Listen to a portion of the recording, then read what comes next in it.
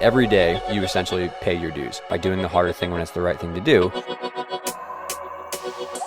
It's easier to dictate change than it is to motivate change. And I think a lot of coaches kind of slip into that mode of, I'm just going to have my system and I'm going to make sure that they execute my system.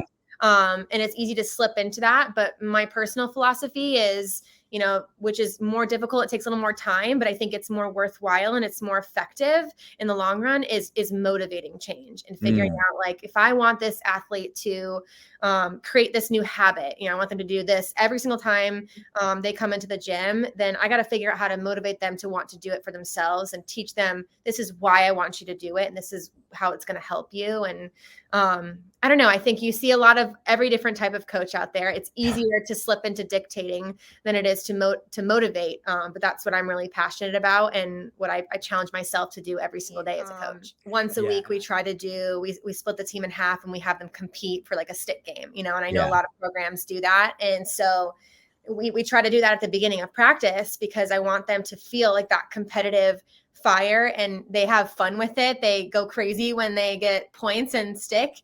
And then, I want them to take that into the whole practice and feel that kind of energy. So in that way, it's kind of like we work on it as a coaching staff and figure out the plan.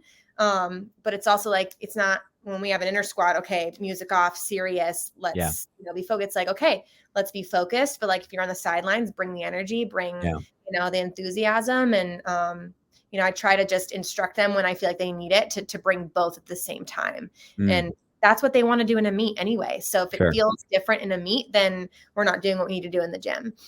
Yeah. And kind of building on top of that is how important is it to kind of either cultivate events or things outside of the gym? Because my personal experience with college, and I hear this from others, is that you spend so much time in the gym, so hyper-focused on performing and competitive edge that sometimes you lose the ability to build relationships that aren't connected to gymnastics and scores and routines and stuff. So are you guys trying to do things outside of the gym regularly, or is it just kind of like you meet up and have lunch or things like that?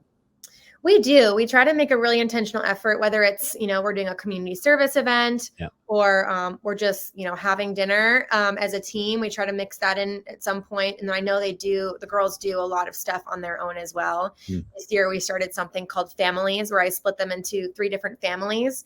And once a week they have to get together with their family and just like hang out, but they also have to talk about a topic that they randomly choose out of a fishbowl.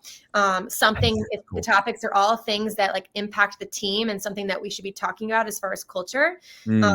But I love that just because, we can spend so much time in here having team meetings and talking about that. But when they really get to just hang out and then, get into it as little families, it's a lot more productive. So we try to be intentional about planning stuff outside the gym, but at the same time, they're busy. They've got class and tutoring. And sometimes I say, if we have a day off, like, guys, just chill. Just chill and do something that's going to help you like be refreshed the next day, whether that's, going somewhere, going to a pumpkin patch or whatever, or just like hanging out, watching Netflix, like do whatever it is you need to do to chill so that you can be refreshed for the week. Yeah. And I try to tell the team, like, it's going to look different for everybody. You have to figure out what it is that re-energizes you.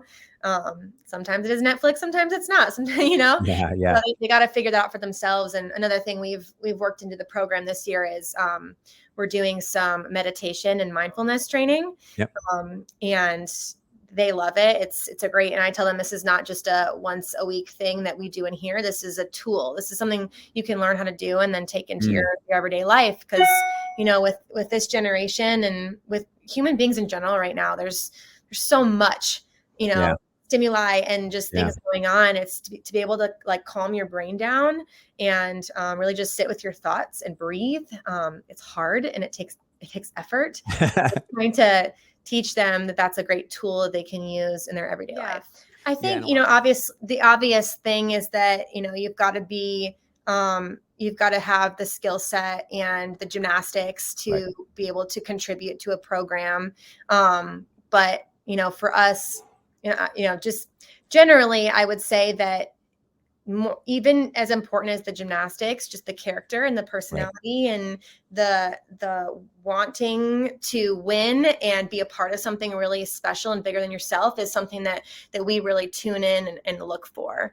And so that, and then my advice to any recruit is always just go where you feel like you connect with the people and the coaching staff, because, you know, you'll go on all sorts of visits and you'll see that everybody has a great facility. Everybody has, you know, great academic support and academic opportunities. And that is going to be pretty much consistent across the board.